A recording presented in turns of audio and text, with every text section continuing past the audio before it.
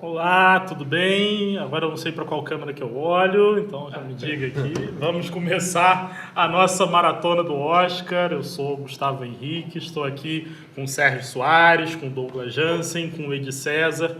E hoje a gente vai falar um pouquinho sobre os filmes brasileiros, a participação do Brasil no Oscar. Mas para começar o bloco inicial, a gente vai discutir um pouco como é que funciona, como é que é essa organização do Oscar, da Academia, que já está no seu 94º ano, é isso mesmo, né? Se eu falar errado, vocês me corrijam, por favor, mas já está no seu 94º ano, e que obviamente é a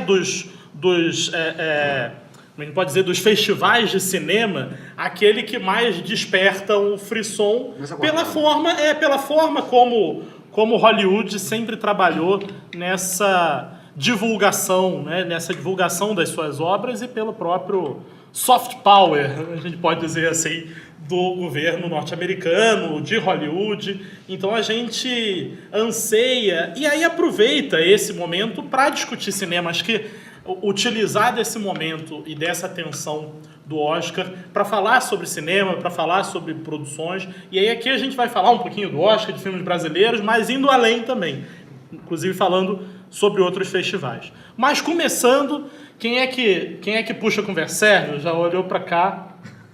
Quer começar? Como é que é esse funcionamento da academia? Por que ela ganhou tanta importância ao longo do tempo? Acho que podia começar por aí. Acho que está intimamente ligado com o peso do cinema hollywoodiano. Ou seja, é como se fosse um acessório de uma indústria já muito bem estabelecida e que precisava dessa ferramenta para a sua promoção. Que, claro, não se estabeleceu de uma vez só, porque a gente sabe, através da história, o Oscar começa como uma festa pequena, num momento em que o cinema hollywoodiano já estava numa fase de ouro, vamos dizer assim, e depois, principalmente a partir da presença da televisão, né, daquela festa ser televisionada, é que ganha a dimensão, e vai ganhando aos poucos a dimensão que adquiriu, e que a gente conhece, e que está em crise, né? É uma discussão de, sei lá, uns 2 ou 3 anos, de uma maneira mais forte, de para onde está indo aquele evento, né? Que modificações ele precisa ter, tanto em conteúdo, mas principalmente em forma televisionável. A gente pensar que é um evento que durante muito tempo as pessoas assistiam ao Oscar, às vezes sem ter assistido, às vezes nenhum dos filmes, mas porque o evento em si era um produto comercial, né, um produto televisivo de bastante relevância. Alguém quer puxar daí? Você tem a ideia que a última festa do Oscar foi a menos vistas na história, aí você começa a pensar que o Oscar também faz parte da venda para televisão, o sistema americano para assistir. Então, a cerimônia do Oscar, por exemplo, ela tem que ter público. Se não traz público, não adianta. E aí a gente tem um leque ali de possibilidades. A gente pode premiar alguém da indústria, outro ano eu posso premiar um filme de arte, outro ano eu puxo um filme mais internacional, nessa ótica mais moderna, né? Eu acho que essa expansão da academia agora, trazendo menos internacionais, a academia agora não só americana. Então o Oscar fica mais imprevisível, que a gente está falando mais cedo. A questão do Parasita, como é que ganharia o Parasita nos anos 50, nos anos 30, quando surgiu o Oscar, que era um evento muito americano, para eles mesmo.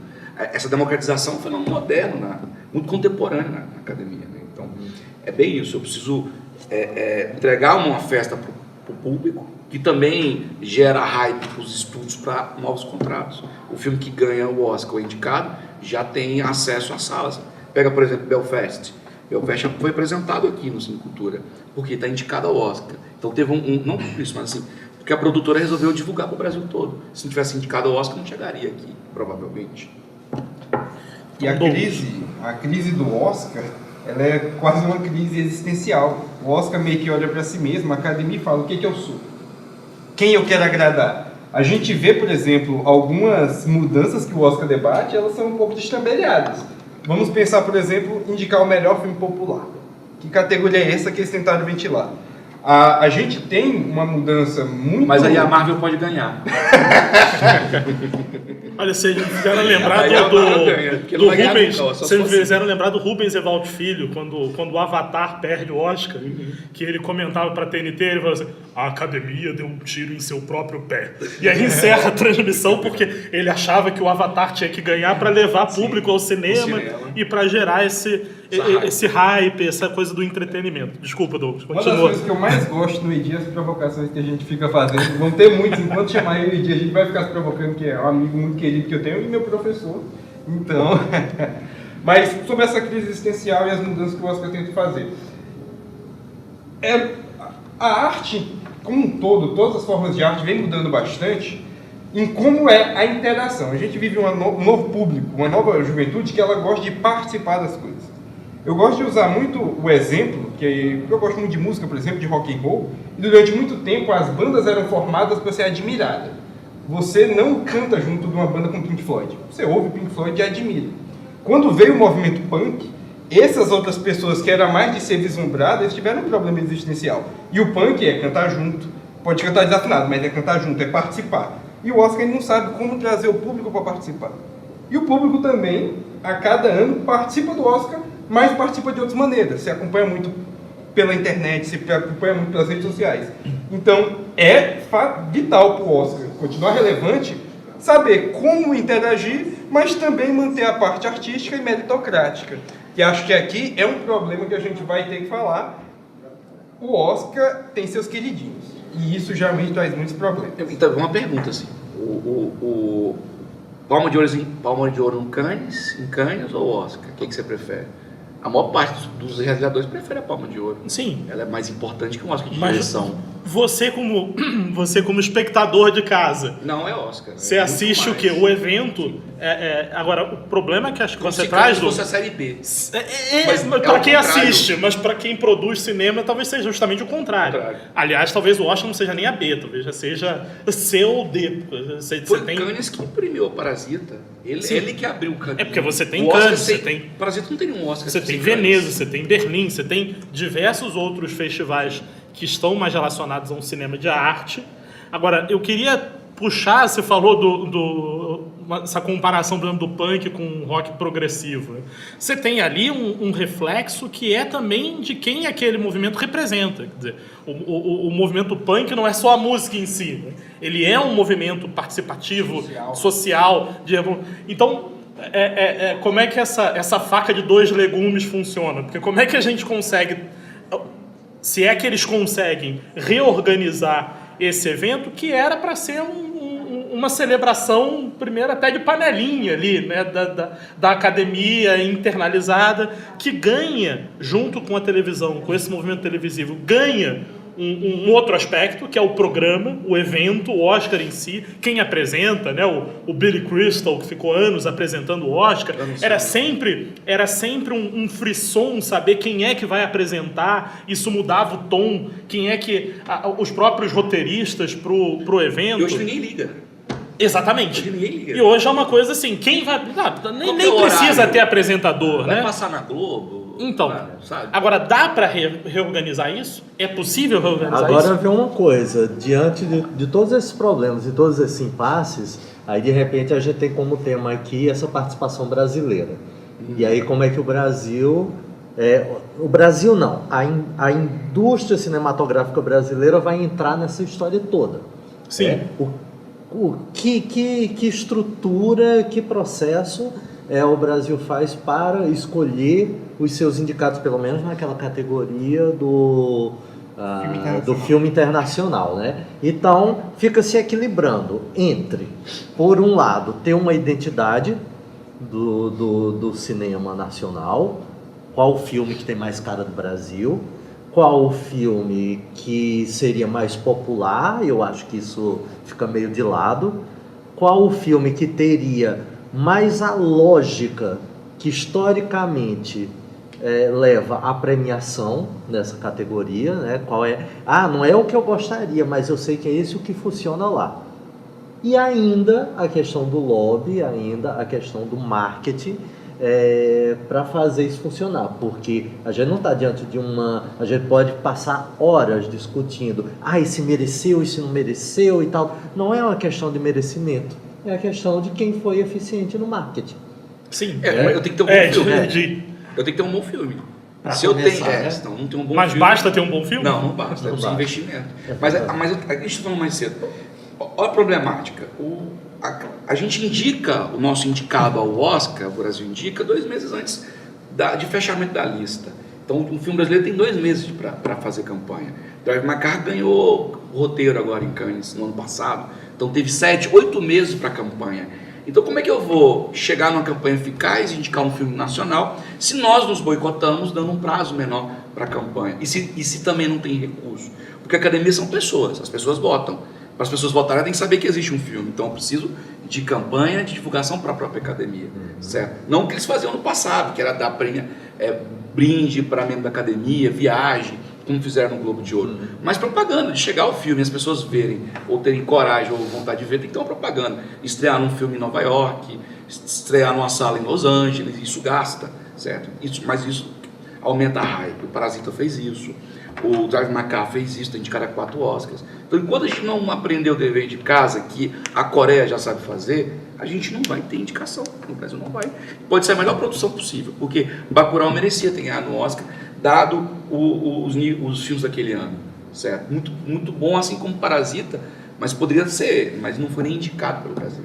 E as questões políticas. Ainda tem isso, né? Por exemplo, Ancine, a Lei Rouanet, hoje aqui serve se não são interesses ideológicos de determinado grupo, né? E os produtores captadores nacionais não estão conseguindo.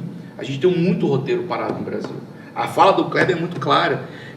Enquanto não tiver voltar os financiamentos, a gente não vai ter outros filmes competitivos nem em Cannes. E um dos papéis da Ancine deveria, inclusive, ser esse. E vamos pensar que o Brasil se boicota de várias maneiras. Vamos pensar assim, nós temos um bom filme de uma pessoa que faz parte da academia agora, que é o Marighella, do Wagner Moura. Há algum movimento brasileiro de fazer uma campanha, de tentar levar isso? Então a gente meio que se auto-boicota.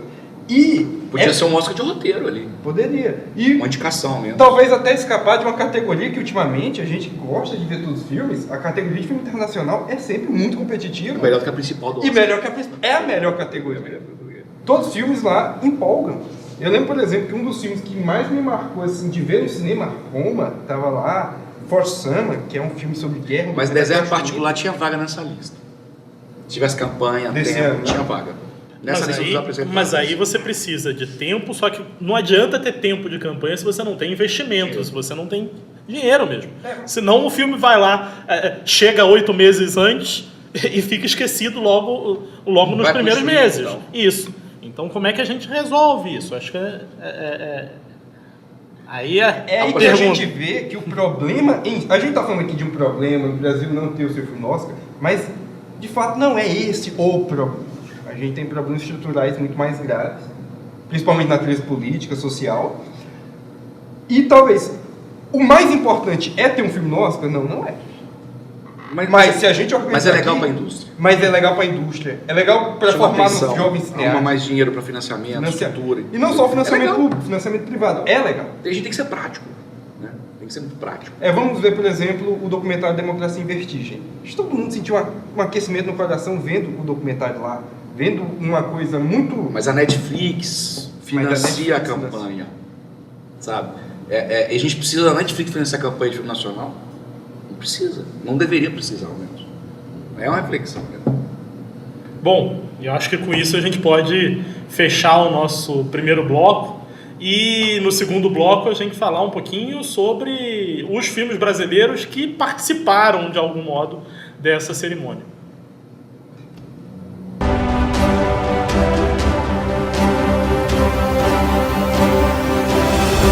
Então seguimos aqui com a nossa conversa sobre o Oscar e sobre a presença de filmes brasileiros, e esse é justamente o tema desse nosso segundo bloco. Então, Sérgio, acho que a gente pode começar com você, da provocação que você queria trazer aí no intervalo, sobre a importância do Oscar ou não. Então puxa aí. Pois é. A gente sempre imagina esse desejo, essa ânsia das pessoas que acompanham o cinema nacional, dessa vitória que ao longo dos 94 anos, né, que você estava falando, os 94 anos não chega. Né? Eu sempre parei para pensar, na verdade, claro, eu também torço, eu também gostaria de ver, eu sei uma importância para a indústria que tem, mas eu fico pensando, com os problemas estruturais que existem no cinema brasileiro, essa vitória levaria a quê? Mais do que isso, seria uma vitória individual. Por exemplo, o Fernando Meirelles, a gente vai entrar agora nesse bloco para falar sobre obras, né? Então, o Fernando Meirelles teve lá uma obra, quase que ele chega lá nessa vitória. Depois ele tem toda uma carreira, né? Dirigiu me foge agora. Tem Os Dois Papas, tem o Ensaio sobre a Cegueira. Ensaio sobre a Cegueira. Uma carreira internacional. Uma carreira internacional. Mas é uma carreira individual. Né? Até que ponto isso rende alguma coisa exatamente para um cinema nacional? E não para um profissional específico que ganha o seu espaço numa indústria americana. Mas você concorda que um Oscar faz as pessoas assistirem aquele filme no cinema mais vezes? Ah, sim. E se as pessoas assistirem no cinema mais vezes, elas podem gostar de ir no cinema, isso aumenta um pouco o hype da indústria, atrai mais patrocinadores, né? Então tem algum nesse sentido. Sim. Justifica mais o papel da Ancine. Então isso justifica um monte de coisa e pode ajudar ou não, né? O Brasil aí que tá, aproveitar, né? Porque pode ser um evento aleatório. Presta atenção, o Brasil gasta 100 anos para ganhar a Olimpíada de futebol e nós somos o país do futebol, entre aspas, né? Então é o mesmo caso do Oscar. Então a gente tem que realizar um Oscar no Maracanã. No Maracanã. Para poder ganhar a estatueta. Isso. Com a transmissão do Galvão Bueno. Subiu. Olha o que ele fez! Olha o que ele fez! Mas, voltando aqui sobre essa provocação, eu e o professor Sérgio estamos de Golapolo, nós somos do time bonzinho aqui. Eu também fico preocupado em como seria, mas como o professor Edi falou, as pessoas vão ver o filme e nós nunca podemos menosprezar o impacto que é uma arte para uma criança, para um jovem que vai no cinema e vê o seu universo expandir. Porque é aquela coisa, uma cabeça que se abre para uma nova ideia, a gente não sabe que limite que eles podem, até onde eles podem chegar. Vamos lembrar do filme que a gente conversou ontem, domingo, Belfast, onde o diretor deixa bem claro como foi para ele ver a arte. No filme, que é um filme preto e branco, a produção artística está colorida. Então isso é como foi visceral, como ele lembra desse momento com tanta vivacidade. Então é outra coisa que a gente pode ter, seria muito bom. Por exemplo, o professor falou que nós passamos 100 anos para ganhar a Olimpíada sendo país de futebol, mas olha o impacto que uma geração de prata e geração de ouro no vôlei fez para o vôlei brasileiro. Sim. Então temos esses dois modelos, temos duas oportunidades. É um pouco triste, enquanto o brasileiro fala isso, o Brasil é campeão em perder oportunidades. Vamos focar nessa, para essa ser de fato a oportunidade de uma mudança, de um impacto. Então, são possibilidades, mas a gente está aqui debatendo. Mas o Brasil ele ganhou uma coisa melhor do que o Oscar estrangeiro, ou de internacional, eles mudam o nome direto. Mas foi o Cannes, o Brasil ganhou o Cannes, que é muito mais importante para a nossa indústria. Mas de bater a mão no peito assim, ó, nós ganhamos de Buniel, de Agnes Varda, entendeu? Foi um Cannes difícil de ganhar, e a gente leva.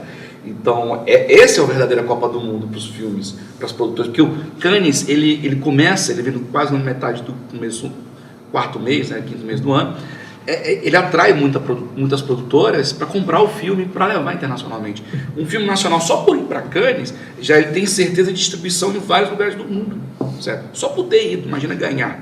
Né? Dizer, agora, curiosamente, ele talvez não tenha o mesmo efeito no público interno. Não.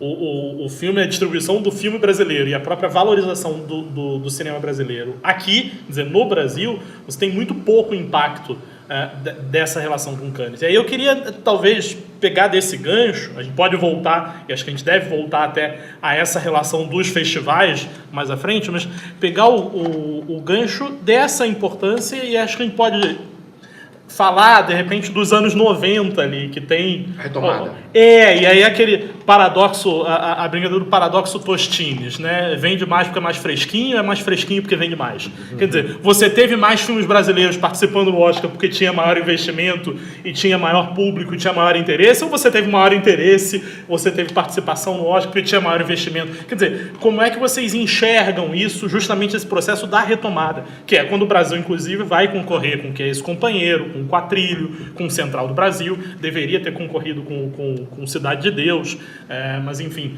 como é que vocês veem esse momento? Quem quer puxar daí? Inclusive é um momento que começa, para mim, parece muito estranho, né, com a indicação do Quatrilho, porque lembro que na época foi absolutamente surpreendente. Foi surpreendente. Mas é um filme ninguém foda. esperava. Bom, eu não gosto, assim, não gosto dele. Gente, tranquilo, a gente não precisa fazer análise dos filmes hoje. Não é uma análise, né? Mas uma inimizade na mesa. Calma que a gente ainda nem chegou na Central do Brasil. Mas eu acho interessante a questão o Quatrilho me lembrava na época muito as chamadas novelas italianas da Globo, era bem naquela época, tinha bem aquela cara, ou seja, não tinha uma cara de Brasil, tinha uma cara de um Brasil muito específico, né? Então essa sede de, vai ter um representante brasileiro, de repente vem um representante com um cenário assim do sul, de imigrantes italianos, de um filme que ninguém conhecia. Sim. E independente da nossa... Mas de uma família famosa. Sim. Rica, né? Independente da nossa opinião divergente, porque isso não vem ao caso, é um filme que ficou na história por essa indicação. Mas ele foi Deixa eu fazer uma pergunta. Que ano que começa a Lei Rouanet? 91. A retomada na aplicabilidade da Lei Rouanet, a execução dela, 2 anos, e começa a dar frutos. E aí você vai ter a audiovisual, você vai ter um movimento progressivo. Festival de Berlim, o prêmio dos Quiquitos, os prêmios internacionais que a gente leva, Veneza, a gente vai para Veneza passear, a menina volta com o Urso de Berlim de melhor atriz, a Fernanda, né? Ela volta, certo? Então a gente ganhou. Então a Lei Rouanet prova naquele momento que ela, servia para financiamento. Eu acho que foi isso que trouxe. E aí, se você analisar a redução do poder público em investimentos nos últimos anos, você vai entender como a gente não está caindo a qualidade das nossas produções, mas a quantidade delas, certo? E a dificuldade de desenterrar vários roteiros para disputar, né? Então é outro problema. Então, a Lei Rouanet, ela marca a retomada. Os 3, mas a gente podia ter ganhado com o Central. Nos outros, acho que a gente nem merecia ganhar mesmo, nos outros 2 casos. Né? Douglas. É difícil a gente falar de Central do Brasil, porque de todos aqui eu sou o mais novo, e é uma das primeiras lembranças que eu tenho, assim, na vida, é como depois... Você chama a grade velha assim na mesa? Vamos botar a documentação na mesa aqui pra ver direitinho. Vamos ver. Eu garanto que eu sou mais novo. Foi meu aluno de graduação. Mas como foi doloroso, né? A gente perder, ainda mais perder o professor Gustavo Costa, de A Vida é Bela, e a outra inimizade da mesa. A Vida é Bela e O Paraíso é Comprimido, né? A música do Capitão Inicial. Exato. Mas foi um caminho, né? A gente vê, por exemplo, que o Brasil tem um cinema próprio e agora um cinema que está influenciando outros filmes. Cidade de Deus é um filme extremamente influente.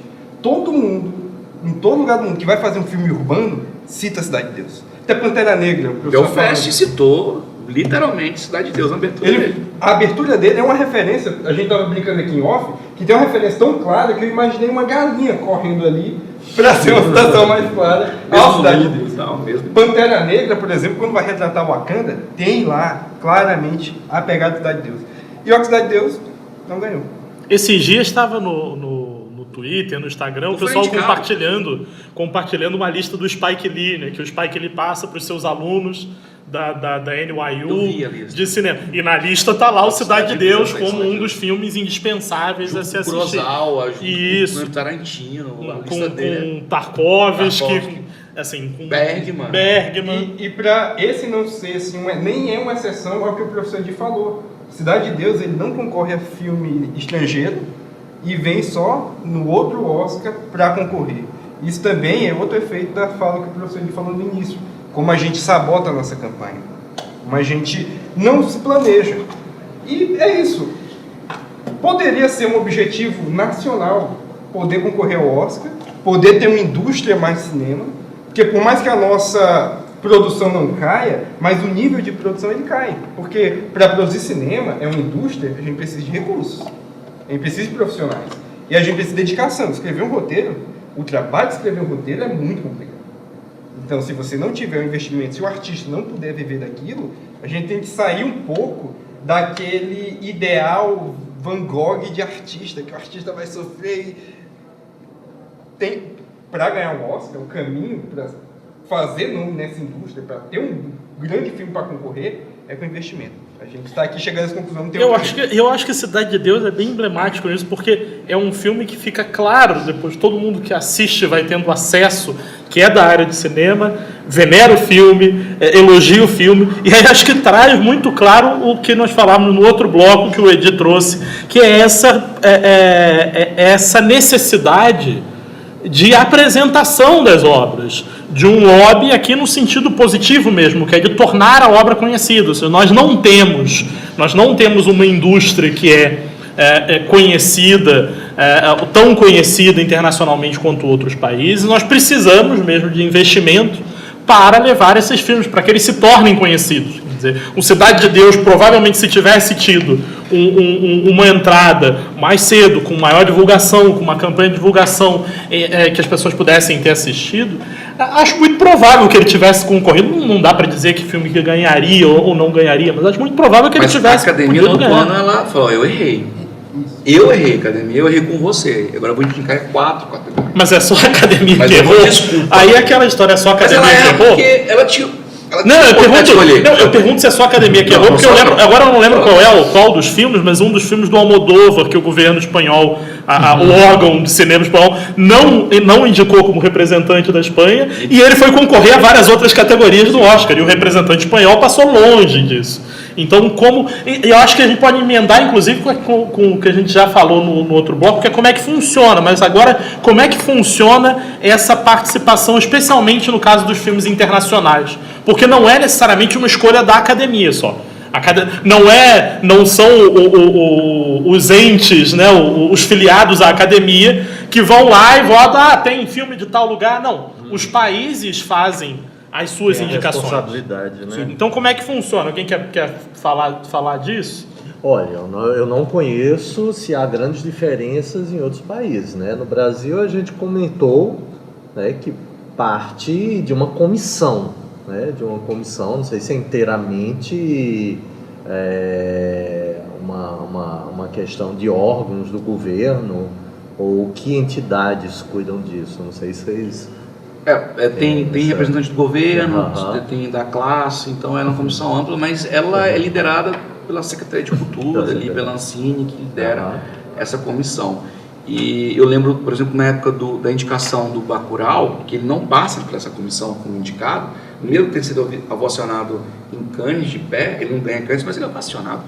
E ele não passa o Bacurau pela comissão e suspeita-se de uma relação política aí. Sim. Porque eles fazem um protesto contra o governo em Cannes, certo? E o resultado é o Brasil não indicá-lo. E se ele fosse indicado no ano do Parasita, qual que era a chance real dele ganhar? Ele não ia ganhar do Parasita, mas ele seria realmente indicado. Ele não ia ganhar, não sei, a gente não pode dizer. Mas ele não foi indicado. Ele não foi nem indicado. Talvez se fosse, poderia até concorrer. Vamos pensar como é que... Mas ele seria indicado, sim, certeza. Sim. Não tinha como a academia não aceitar aquela indicação.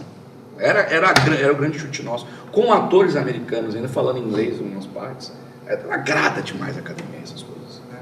E vamos pensar como é tristemente confortável para membros do governo simplesmente tirarem algum filme.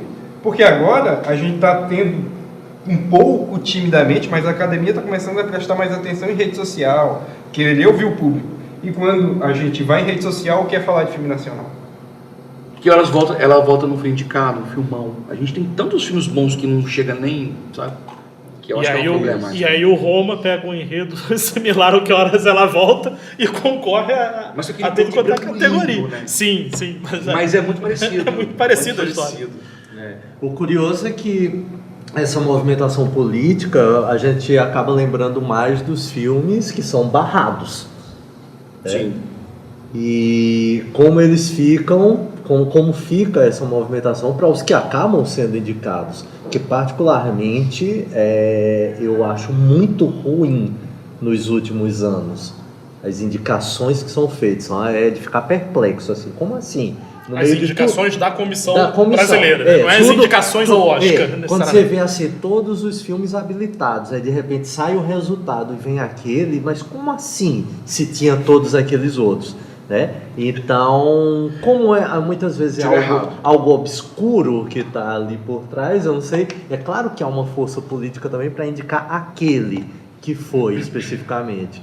Mas a gente só lembra daquele que deixou de ser, porque o que vai gera uma indiferença tão grande que... E muitas pessoas devem estar vendo a gente perguntando, mas o Brasil tem bons filmes para ir lá concorrer e fazer um papel bonito? Vamos pensar, por exemplo, na dona Netflix, que faz uma campanha para a democracia em vertigem, e a gente vai lá e faz um bom papel. Vamos pensar que, tudo bem, a gente tem o Fernando Meirelles fazendo Dois Papas, que a gente vai falar daqui a pouco, mas tem a nossa pegada lá. Então, assim, tem espaço para as nossas produções, tem produções nacionais boas? Tem. Mas falta o trabalho de levar elas para, primeiro, a academia ver, indicar e premiar. Mas a academia erra muito. Ela errou com o Central do Brasil, ela errou com Cidade de Deus. Então, quando a gente tem um filme redondo, ela erra. Então, também a gente não dá sorte nessa ideia, sabe?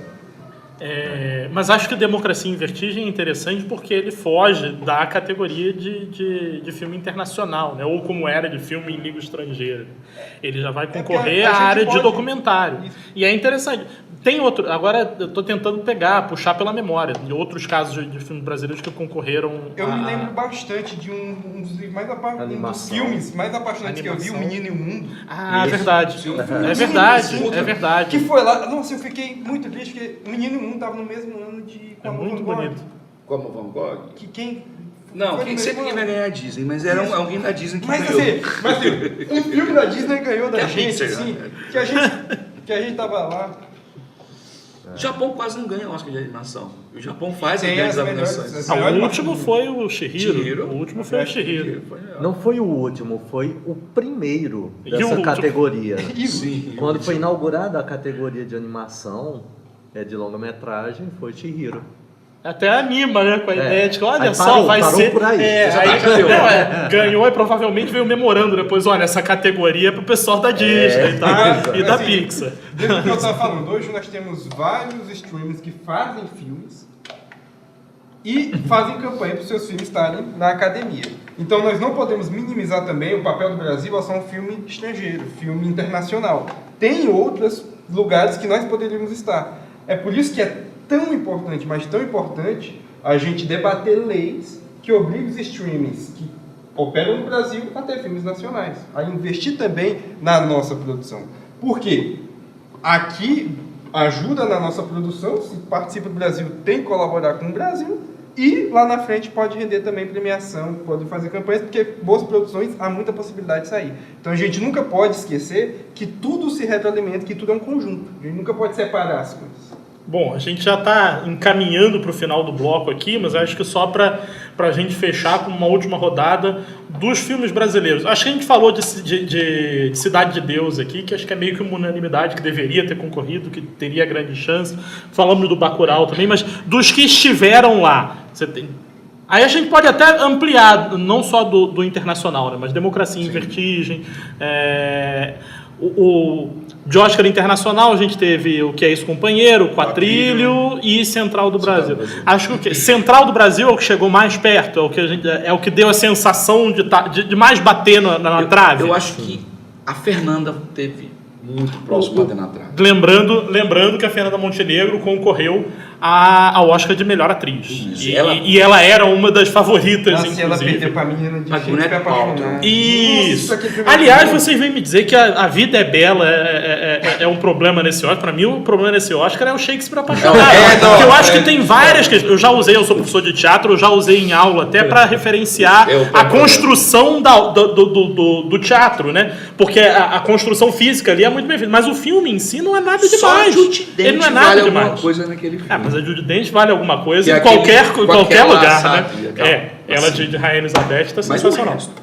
Mas é isso. Resgate da Ryan perdeu. Verdade. Resgate do Soldado Ryan. Pode, não. E vocês estão reclamando do Roberto! O Roberto é bom, o Roberto é bom. O cara fala com o Jono Principesa e ganhou um Oscar de ator em cima do Tom Hanks. Tá de brincadeira. E dessa lista ainda, bem anteriormente, tem o Pagador de Promessas, né?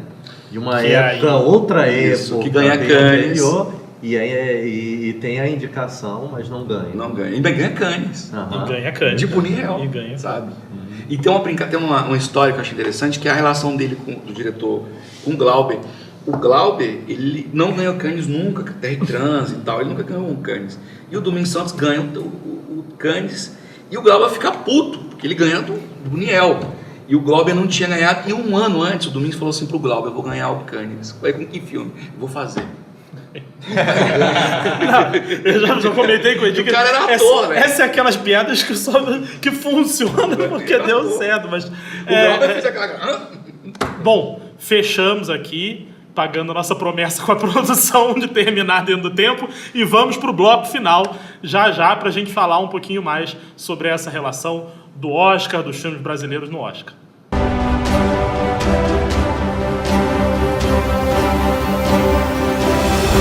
Então, pessoal, sejam bem-vindos ao nosso último bloco. Estamos aqui, mais uma vez, com o Sérgio Soares, com o Douglas Jansen, com o Edi César. Eu sou o Gustavo Henrique. E, assim como o terceiro bloco, tomem as 3 doses da vacina. Tá todo mundo aqui vacinado, lembrando disso. Então, são 3 doses. Quem tomou a vacina de dose única, a dose de reforço. Quem tomou as 2 doses, a terceira dose. Quem não tomou vacina, por favor, vai tomar vacina, por favor. Então, estamos aqui. Eu já vou começar com a propaganda. Olha, já apareceu aqui a propaganda do Cinecultura, a maior premiação da 7ª arte, ganha vida no Cinecultura com a já tradicional Maratona do Oscar. Inclusive, estamos aqui em parte dela. Na sua 5ª edição, a Maratona do Oscar promove a exibição dos filmes indicados, além de sessões comentadas e bate-papos transmitidos via live no YouTube do cinema. Então, esse bate-papo é um deles. E a programação, que pode ser conferida no Instagram do canal do Cinecultura, vai ter na quinta-feira um filme que o Edi não gostou muito, eu sei que ele não gostou muito não, que é o Drive My Car. É um dos favoritos. Será que vai ter mais uma vez um filme oriental ganhando Oscar? Será que a gente vai ter um filme japonês dessa vez ganhando Oscar? Então, Drive My Car, às 8 da noite, no dia 17, no Cinecultura, aqui em Palmas. Então, vamos seguir o nosso bate-papo falando um pouquinho. Acho que a gente podia falar um pouquinho dessas outras premiações, né? A gente já comentou um pouquinho da Palma de Ouro em Cannes. Eu acho que a gente podia fazer esse contraponto, que é a participação brasileira de filmes brasileiros em festivais que são considerados, em geral, até os grandes festivais de um cinema de arte. Então, Edi, você já tinha apontado um pouco nisso, quer começar? Pode ser. A gente tem Cannes, é um grande festival, Berlim, Veneza, Toronto. Então, nessa parte europeia, né? E na América. Aqui na América Latina a gente tem alguns festivais importantes de cinema, mas a participação do Brasil, por exemplo, em Berlim já rendeu um Oscar, uma premiação, Urso de Ouro, Urso de Prata, para Fernanda Meirelles. Fernanda diretora. Foi a Fernanda Montenegro. Então ele já ganhou alguns festivais internacionais. E para Marcélia Cartacho. Sim. Anteriormente. E Veneza, a gente já... boas estreias em Veneza, então mas Berlim a gente era muito próximo. Cidade de Deus, por exemplo, vai para Berlim. O filme Bop lá, o Tropa de Elite é Berlim. Eu não gosto desse filme, mas ele vai para Berlim também. Então a gente tem uma ganha. Sim. E nós também temos muita apresentação de filmes nacionais naquela mostra Certo Olhar de Cannes.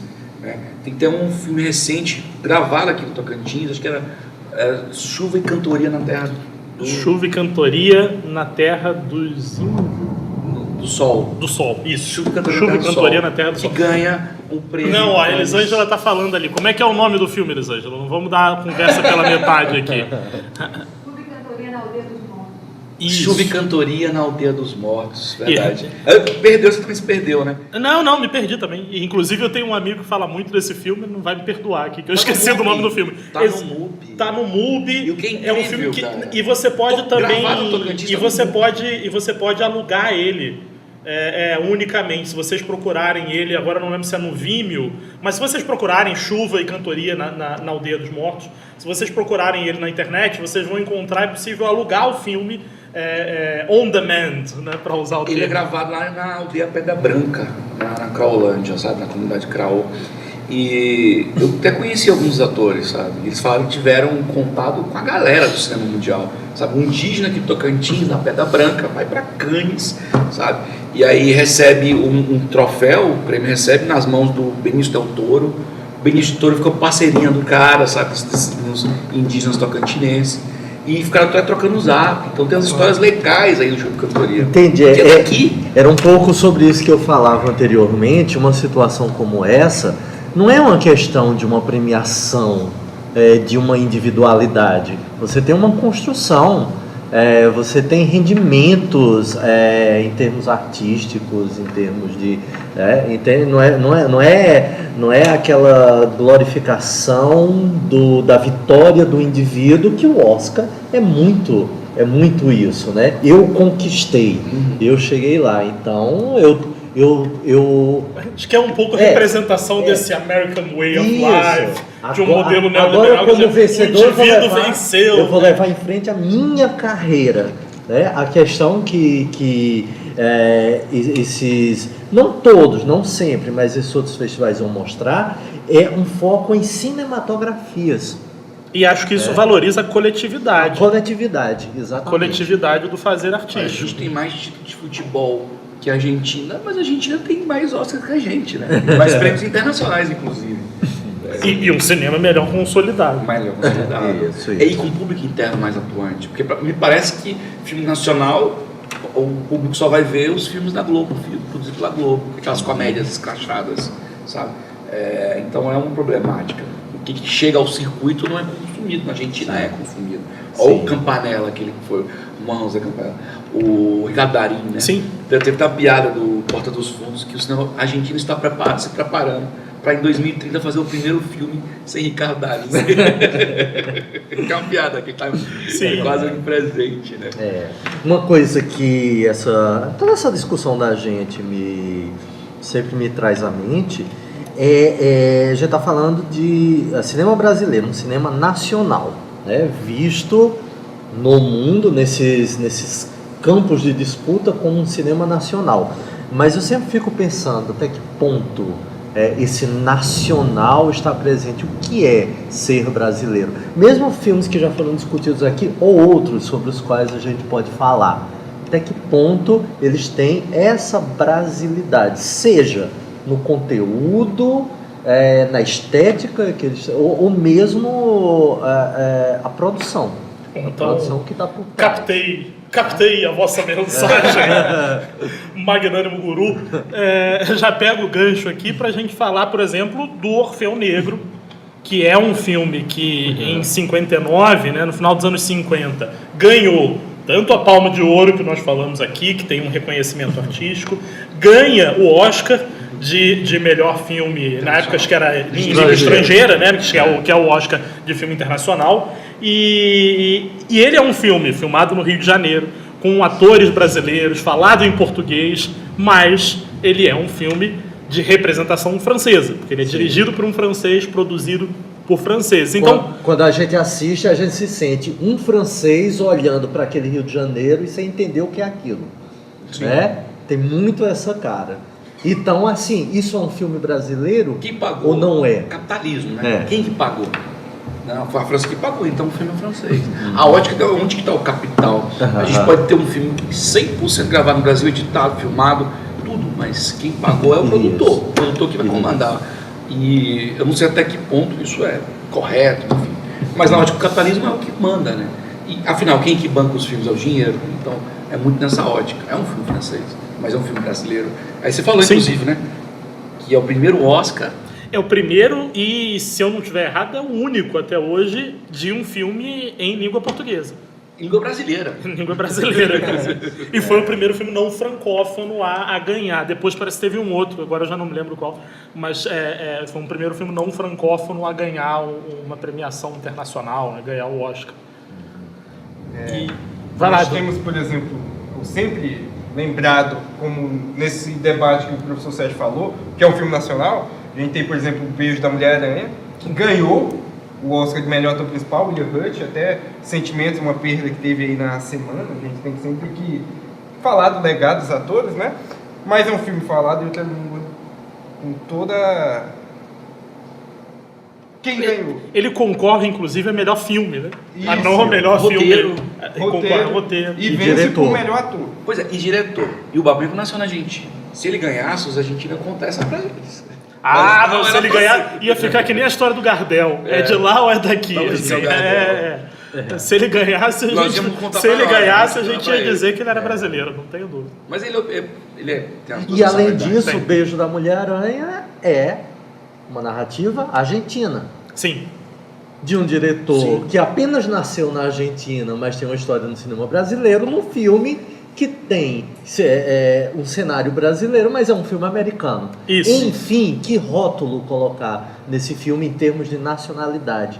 E eu acho que um debate que a gente nunca vai chegar aqui para resolver é preciso dar uma nacionalidade para um filme? Ou ele pode ser Diário de tratado Motocicleta. simplesmente como o Diário de Motocicleta? Dirigido por um brasileiro, produzido pela Espanha, com a Alemanha, enfim. Sobre um personagem Que argentino passa por ligado à 5 história de países. Cuba, passado por vários países. Mas assim, a vários gente países. teve dois papas. Um filme de um diretor brasileiro contando a história de um papa argentino com a transferência de um papa alemão. É um filme internacional que tem o nosso Mas aí é a papa. frustração do brasileiro, porque nunca teve um papa brasileiro, o primeiro papa foi argentino. E um brasileiro contou essa história. Exatamente. E aí não é história de Oscar, mas uma coisa que é muito lembrada nesse debate é Terra Estrangeira. É o Walter Salles, né? É um filme todo fora do Brasil, sobre imigrantes, Portugal e tal, mas é um filme extremamente brasileiro. Sim. Sim. Então é muito difícil a gente traçar essa linha da nacionalidade. No entanto, quando a gente discute o Brasil no Oscar, a gente está pensando no papel de uma nação dentro de uma Mas é uma premiação. curiosidade, E aí- o Brasil tem o diretor de cinema mais rico do mundo. O cara que tem mais dinheiro na conta bancária, o Walter Salles, que vai herdar a parte da sua fortuna lá Da conta bancária. da conta bancária da classe trabalhadora, de taxa de juros e tal. É mais rico que o Spielberg, que o George Lucas. E tem uma... E interessante, ele, enquanto bilionário, ele tem uma noção de realidade de mundo que me parece que a classe média brasileira não tem, sabe? Assusta a classe média básica brasileira, que acha que a gente pode pagar o que tem que pagar no valor das coisas e está tranquilo. Bem como Moreira Salles. Moreira né? Salles. Também. Que eu acho que é uma classe média que está querendo muito mais ser ele do que qualquer outra coisa. Exatamente. E se vendo muito mais. E ele pensando como... Mas também é fácil pensar, como é fácil pensar como cidadão comum quando você é um dos homens mais Sim. ricos do mundo. Mas olha a sacada, você gravar num banheiro com a palavra mije aqui em cima do vaso, sabe? Isso é muito Brasil interior, eu vivenciei isso muito. De onde só tinha uns armazéns Paraíba na cidade, você ia passando. E nos banheiros estava escrito mije aqui. Então é uma visão, sabe, que é complicado, sabe? Ter um detalhe assim, como cidade central do Brasil tem, um detalhamento no Brasil profundo, sabe? Sim. Sim. Mas aí, nesse sentido, dá para dizer, acho que pegando a provocação que você trazia no intervalo, né? Quer dizer, dá para dizer que o filme tem a nacionalidade? Do que define essa nacionalidade? Pois é, isso é um debate, seja acadêmico ou não acadêmico, que não acaba, porque há muita contradição. Eu acho que uma coisa que vale a pena a gente trazer para aqui é, mais uma vez, a gente pensar no que vale para essa produção nacional uma vitória ou não vitória num cenário como esse do Oscar, né? Eu penso em duas coisas. Eu não estou lembrando agora o nome do filme, não são muitos anos passados em que houve uma surpresa nesse Oscar internacional, que foi um filme do Chile,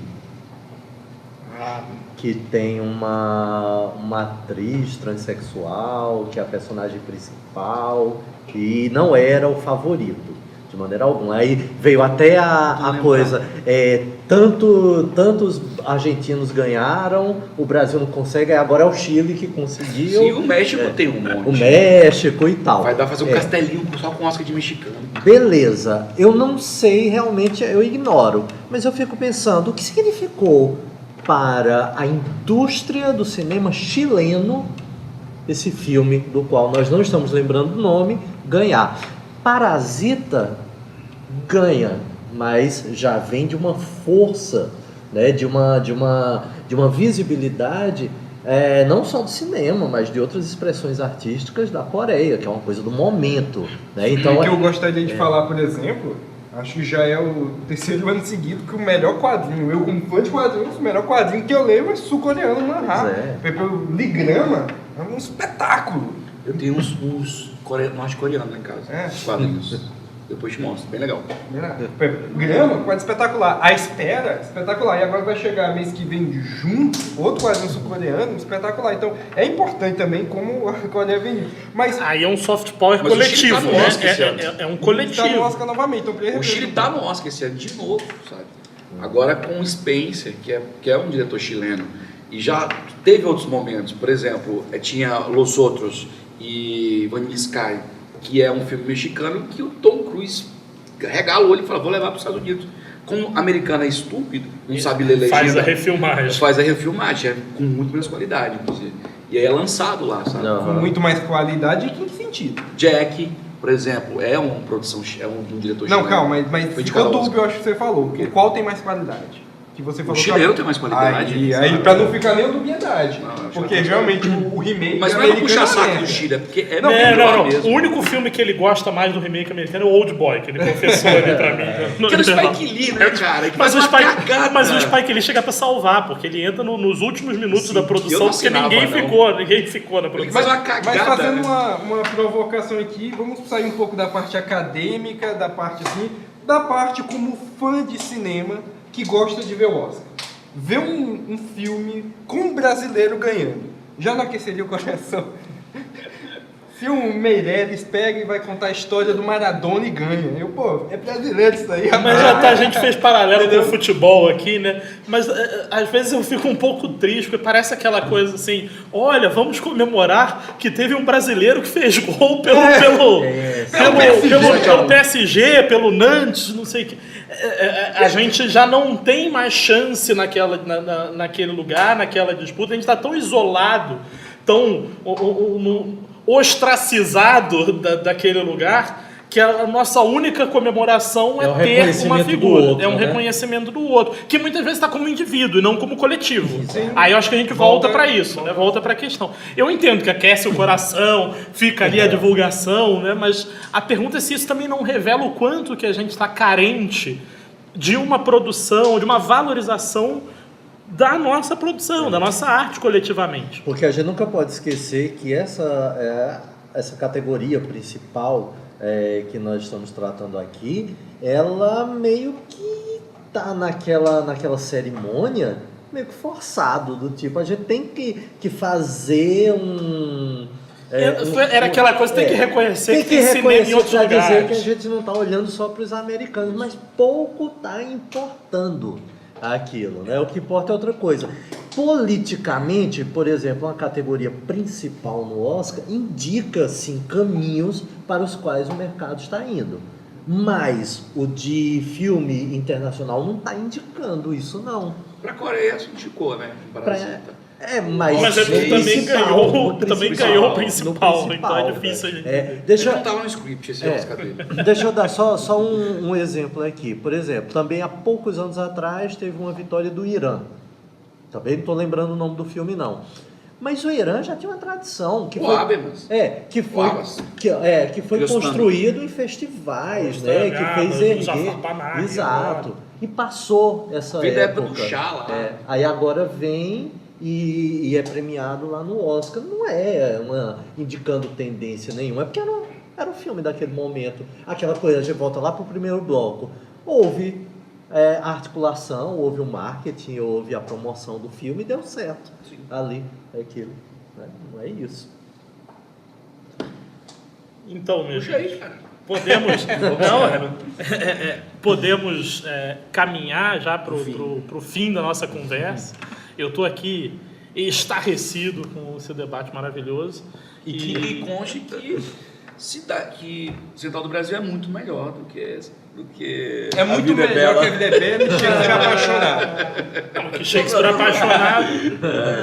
Tô brincando, lá. Que Shakespeare apaixonado, acho que certamente os dois são, inclusive. Não é muita coisa ser melhor que Shakespeare apaixonado, não. Não é difícil, Não né? é tão difícil. Não.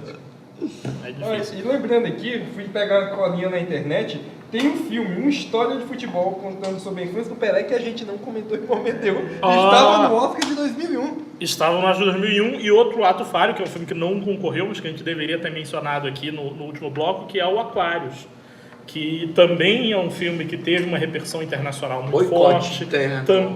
Que também há essa suspeita, podemos dizer assim, de um boicote interno quando a gente falava sobre essas indicações. A academia gosta da Sônia Braga. Um filme com a Sônia Braga no Oscar, ele significa um filme indicado. De atriz principal, né? Ou também dela de atriz. E um baita filme, né? E ela faz um papel muito. Mas a gente não levou, né? Era uma chance grande que a gente tinha novamente. Anos atrás, isso aconteceu também com o Pichote. Pichote. Era o filme do que momento. Que eu boto né? E não entrou. O que matou Pichote também fez um frisson quando foi lançado nos anos 90, 92, por aí. Alguns exemplos. Bom, mas aí a gente já vai começar a alongar a discussão novamente. Sim, Enfim, sim. Aí a gente já teria que abrir novos blocos. Vou, acho que, abrir uma última rodada. Considerações finais. Quem quer começar? As apostas. Olha a Elisângela aí. O pessoal que apoia, eu não vou apostar nada. Eu sou de mediador, então eu vou ficar aqui nesse lugar de cima do muro vendo vocês. Apostas para o Oscar. Eu quero ver Drive My Car, que é a campanha feita aqui pela Edir. Eu tô super enorme. Acho que eu vou gostar do filme, espero gostar. Ontem a gente assistiu o Belfast. Que outro toque meu aí. Outro toque. Gente, eu já falei isso na live passada, vou falar, vocês querem ganhar um bolão que for participar, vai pela Edir. Da casa de aposta, quer dizer, você quer ver filmes que você vai ver, se apaixonar, gostar de personagens, é mais comigo, eu voto com o coração. Ele tá que nem o Oscar, ele vai no lobby. Ele vai no lobby. Ele não vai. Cadê o coração? Cadê a alma artística? O Edir tá fazendo campanha pra Duna. E a campanha é pra Duna, isso eu não tô entendendo. É porque não tem Marvel esse ano. Se tivesse Marvel, você tava torcendo. Tem Marvel, tem 2 Marvel. Duna pra categorias técnicas, acho que é a grande favorita. Sabe aquele Oscar de... É o maior ganhador da noite. Sabe o Oscar de melhor filme ruim, que é o de efeitos especiais? Tem 2 da Marvel. Vai pra Duna também. Vai pra Duna, efeitos especiais? Claro. Olha só. E... Vai pra Shang-Chi, eu vou gravar aqui pelo menos uma. Ano passado eu ganhei tudo de música, foi legal. Porque eu falei, música não vai. Você tá querendo, agora é você que tá querendo apostar nessa coisa da academia olhando pro Oriente, tá vendo? Isso. A gente já tá vendo, olha aí, ó. Escreve aí. Denúncia. Escreve aí. Oscar de efeitos visuais, Shang-Chi. Vai comigo. Pelo menos eu ganho. Sérgio, você tem alguma aposta? Não.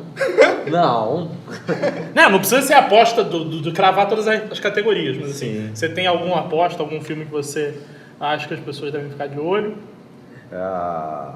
Em relação a essa categoria principal, eu sempre vou estar a favor das zebras, né? Então, e qualquer coisa que fuja daquilo que é esperado dentro da indústria americana, então eu não vi o Drive My Car, mas sou por ele. Legal. Mas o grande favorito, o Ataque dos Cães, de tudo que eu vi seria... Desculpa, ele... Do que eu vi é ele, do que eu não vi é Drive My Car. Bom, a gente já vai ter que entrar numa outra discussão que é, vão dar um Oscar pro Netflix de filme principal? Vão dar. Ela tá gastando muito dinheiro, cara. A campanha dela é muito cara para esse Oscar. Ela já conversou com todo mundo da academia. Tá combinado. Mas o voto ainda é secreto. É secreto. O voto ainda é secreto. Conversou com todo mundo, mas Conversou com todo mundo. Mas é improvável. Muito provável uma derrota para eles. Eles vão ganhar. E a Jenny Campbell também, né, como direção. Porque também é uma mina que faz um trabalho de direção muito bom. Sim. E uma academia que premiou poucas mulheres. Então são 2 pontos importantes, né? Então acho que é por aí. E Belfast, que era a aposta contra ele, perdeu tudo esse ano. Então meio que flopou e o hype o outro tá alto. Então é por aí mesmo, eu acho. Bom, mas ainda temos tempo para mudanças. Então fiquem de olho. Sigam o Edi César para querer saber das melhores comentários de casas de apostas para o Oscar. Vou aqui, vou ali, vou aqui, vou ali, vou aqui, vou ali. Quem vai ganhar? Quem vai ganhar? Quem vai ganhar? Não sei. Saberemos em breve. Acompanhe a Maratona do Oscar, acompanhe o Cinecultura, prestigiem a cultura nacional, prestigiem o cinema brasileiro. Quero agradecer de novo ao Edi César, ao Douglas Jansen, ao Sérgio Soares. Obrigado, gente. Se vacinem. Até a próxima. Tchau, tchau.